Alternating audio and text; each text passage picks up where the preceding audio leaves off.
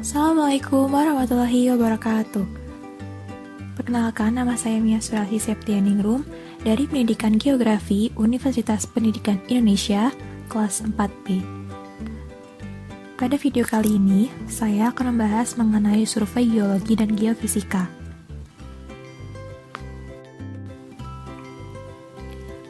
Apa itu survei geologi? Survei geologi adalah penyelidikan secara sistematis dan rinci atas struktur fisik batuan yang membentuk lapisan paling atas dari kerak bumi. Dilakukan pemetaan lapangan sebagai alat menentukan lokasi macam-macam formasi secara tepat. Batuan-batuan dikumpulkan dari masing-masing bagian lapangan yang dipetakan dan diselidiki untuk menentukan umur, urutan kronologis batuan sedimen demi mengetahui posisi struktur yang mengandung minyak. Geolog minyak menggolongkan akumulasi hidrokarbon dalam 3 macam struktur jebakan yang disebut jebakan antilikinal, jebakan batahan, dan jebakan stratigrafik.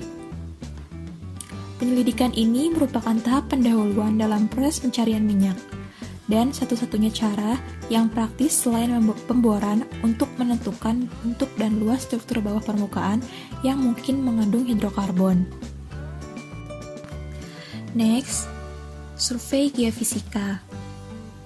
Menurut Wikipedia, geofisika merupakan bagian dari ilmu bumi yang mempelajari bumi menggunakan prinsip-prinsip atau kaidah fisika. Untuk kegiatan eksplorasi, metode geofisika sangat membantu dalam menginterpretasi keadaan bawah permukaan bumi. Survei geofisika ini dapat digunakan untuk berbagai keperluan seperti mencari jebakan mineral, batu bara, minyak, dan gas.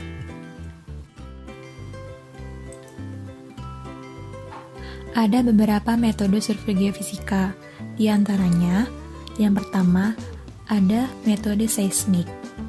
Gelombang seismik merupakan gelombang mekanis yang terjadi di bumi, baik yang disebabkan secara alami maupun buatan manusia. Adapun pengertian refraksi secara harfiah adalah pembiasan. Selanjutnya, ada metode graviti. Metode graviti adalah salah satu metode eksplorasi dalam geofisika yang memanfaatkan sifat daya tarik antar benda yang didapat dan densitasnya. Jadi, prinsip eksplorasi dengan metode graviti ini yaitu mencari anomali graviti pada subsurface. Next, ada metode geolistrik. Geolistrik adalah metode geofisika aktif yang menggunakan arus listrik untuk memeriksa bahan tanah bawah permukaan.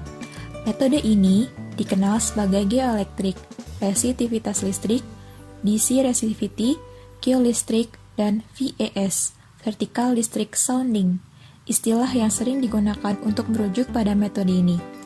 Evolusi dan revolusi dalam teknologi instrumen dan teknik pemrosesan komputer telah memberikan kontribusi sangat untuk mengembangkan survei geolistrik. Metode ini menggunakan medan potensial listrik bawah permukaan sebagai objek pengamatan utamanya. Kontras resistivity yang ada pada batuan akan mengubah potensial listrik bawah permukaan tersebut sehingga bisa kita dapatkan suatu bentuk anomali daerah. Perkembangan terbaru dari multi-channel sistem resisitivitas listrik dan pemodelan pemrosesan komputer telah meningkatkan fleksibilitas, kecepatan, dan efisiensi karakteristik lapangan pekerjaan survei geoelektrik konvensional dan telah memfasilitasi aplikasi untuk menyelidiki lingkungan bawah permukaan yang kompleks. Survei geolistrik membantu klien dalam memotong anggaran dan waktu yang dikonsumsi dalam eksplorasi bahan galian. Teknik geolistrik mengukur resistivitas bumi dengan menyalurkan sinyal arus langsung ke tanah dan mengukur potensi yang dihasilkan dibuat dalam bumi. Elektroda saat ini dan potensi umum diatur dalam array linier. Array umum meliputi array dipole, array pole-pole, Schlumberger, dan array Wiener. Survei geolistrik berlaku untuk berbagai survei, seperti eksplorasi batu bara, eksplorasi emas, eksplorasi biji besi, eksplorasi mangan, eksplorasi mineral kromit. Selanjutnya, metode magnetik. Geomagnet survey adalah metode geofisika pasif yang mengukur variasi intensitas medan magnet yang disebabkan oleh distribusi magnet bawah permukaan. Pengukuran variasi intensitas magnetik dilakukan pada permukaan tanah yang nantinya akan didefinisikan sebagai sifat geologi. Tujuan dari survei ini adalah yang pertama, mendefinisikan magnetic potensial anomali terkait dengan zona mineralisasi. Yang kedua, mendefinisikan medan magnet, besaran vektor mendefinisikan flux magnet atau unit. Ketiga, mendefinisikan kekuatan medan magnet atau intensitas. Keempat, mendefinisikan sifat dipol bahan magnetik. Yang kelima, mengukur magnetisasi atau polarisasi magnetik.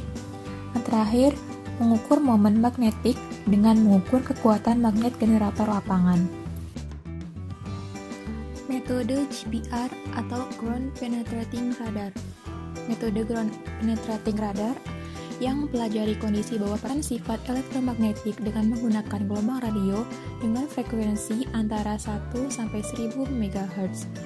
Survei geofisika yang menggunakan gelombang radar untuk mengetahui adanya objek atau benda yang terkubur di bawah permukaan.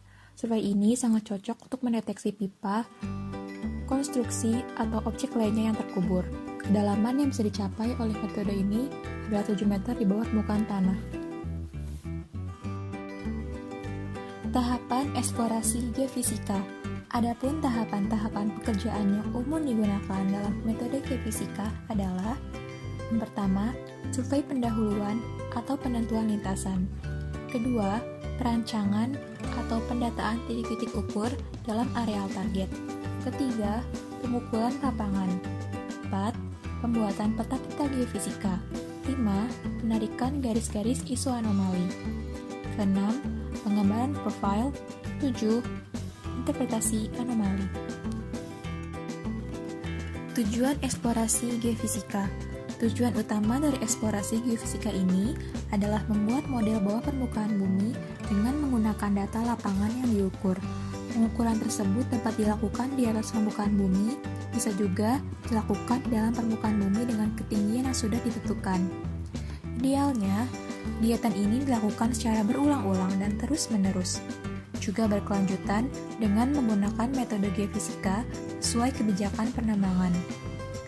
Ya, walaupun dalam proses penambangan tentunya seringkali terjadi hambatan atau kegagalan. Contohnya adalah kehadiran noise pada data yang digunakan untuk melakukan suatu pengukuran. Bahkan, ada juga kendala berupa ketidaklengkapan data, bahkan kurang data.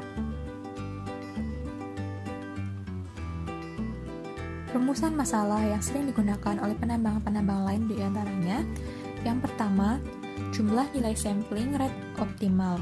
Kedua, jumlah data yang diperlukan. Ketiga, tingkat akurasi yang diinginkan. Nah, jika sesudah melakukan perumusan masalah di atas, proses analisa bisa dilakukan dengan menggunakan model matematika untuk menentukan mana yang layak digunakan sebagai data lapangan dan distribusi parameter fisik yang akan dicari.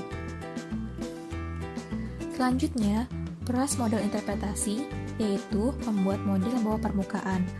Proses-proses di atas itu merupakan proses rangkaian proses dalam menentukan lokasi pemboran dalam mengangkat sumber daya alam, bahan tambang atau mineral dan minyak gas ke permukaan. Namun, perlu diingat bahwa dalam kegiatan eksplorasi geofisika, jika terjadi kesalahan sedikit saja, maka akan terjadi hal yang merugikan secara material dan waktu, sehingga proses analisis merupakan proses yang sangat penting dalam kegiatan eksplorasi geofisika. Hal ini disebabkan karena sebagai landasan dan acuan dalam pembuatan data. Prinsip atau konsep dasar yang dapat dijadikan sebagai acuan dalam eksplorasi geofisika ini adalah target eksplorasi dan pemodelan eksplorasi. Kedua hal tersebutlah yang dapat dijadikan sebagai acuan dalam kegiatan eksplorasi geofisika.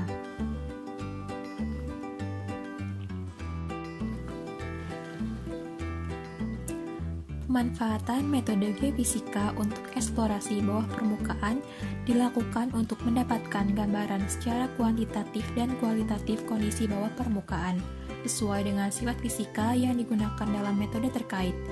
Berbagai sifat fisika yang dimiliki oleh material bawah permukaan dimanfaatkan untuk mendapatkan anomali bawah permukaan sebagai target eksplorasi yang dilakukan.